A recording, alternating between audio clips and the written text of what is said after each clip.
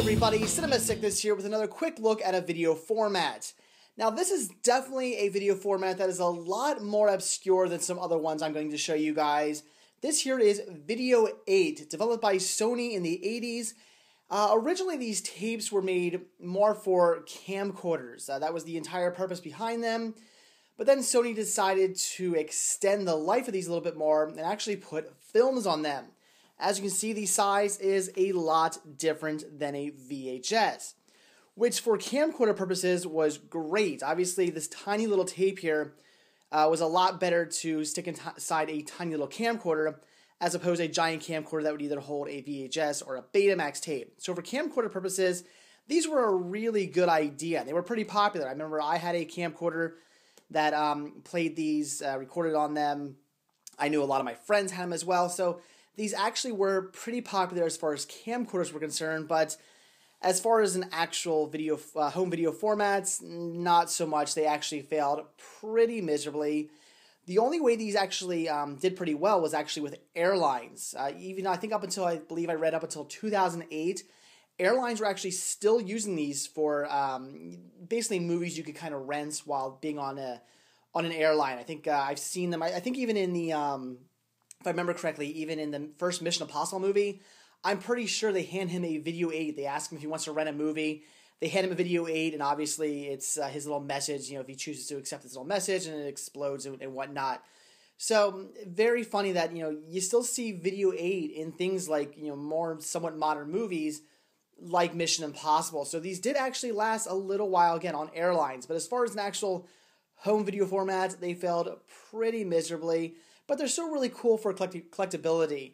One of the reasons why these did fail so bad is because they really didn't offer anything new. As far as a replacement for VHS, there was really no need to replace them. They didn't really offer anything better. The audio quality is a hair bit better on these than it is on the VHS, but not to the point where you're really going to notice it, especially the average consumer. They're not really going to notice a difference in audio quality. So they were more expensive tapes, you know, smaller tapes, but still more expensive, and the players for these were very expensive. There's a lot of different types of players for these. There were just regular VCRs that looked just like a normal VCR, only with a smaller insert for the smaller tapes. What I have is I actually have it's a dual player. It's a Video8 and a VCR on one side. And what you can do is you can actually take your Video8s, you're not really supposed to be bootlegging these, but you can take your Video8s that you recorded on your camcorder of your family on vacation and transfer it over to VHS. It's a pretty cool player. Unfortunately, it's away in storage right now because the Video8 side does not work, so I won't be showing you that. What I actually play my tapes on is I bought myself an old camcorder which has audio-video hookups, so you can hook it up to a TV. So I can play these back through the actual camcorder and watch it that way. So let's take a look at the actual tape itself now. So this here's the actual tape. As you can see, it is quite small. Looks almost kind of like a VHS or a Betamax tape, but just very, very tiny. Again, in comparison, you can see the difference between VHS and Video8. Definitely a huge difference in size. But like I said, all things considered, these held a lot more information. I think you could hold to about 5 hours worth of video on a VHS, not so much on a Video8. Plus, like I said, the audio quality just wasn't all that better to make people want to switch over from this to this. And the fact that pretty much everybody already had a VCR. I think like 90% of households had VCRs.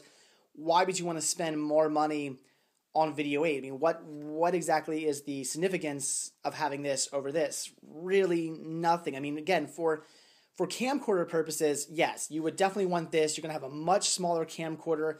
It's more compact, it's more convenient, and that's why these did very well and succeeded in the camcorder market.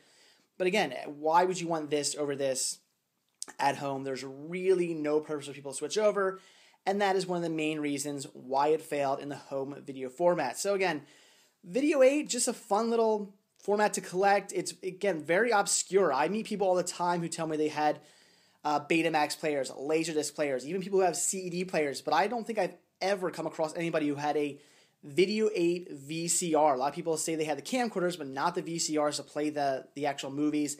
And a lot of people don't realize that they actually put movies on Video8.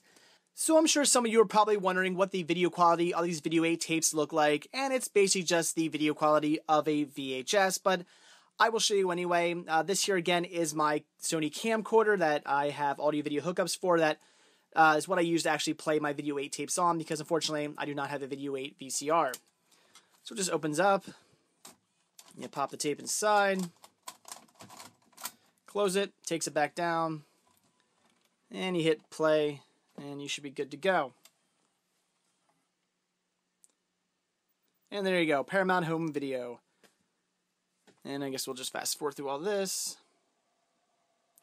And there it is, the opening of Play It Again, Sam, which does open up with the scene from Casablanca. So as you can see, the video quality, it's just basically like what you'd expect to see on a VCR. Although this here is a little bit looks a little bit worse because it is a scene from Casablanca. So once again, we will fast forward a bit.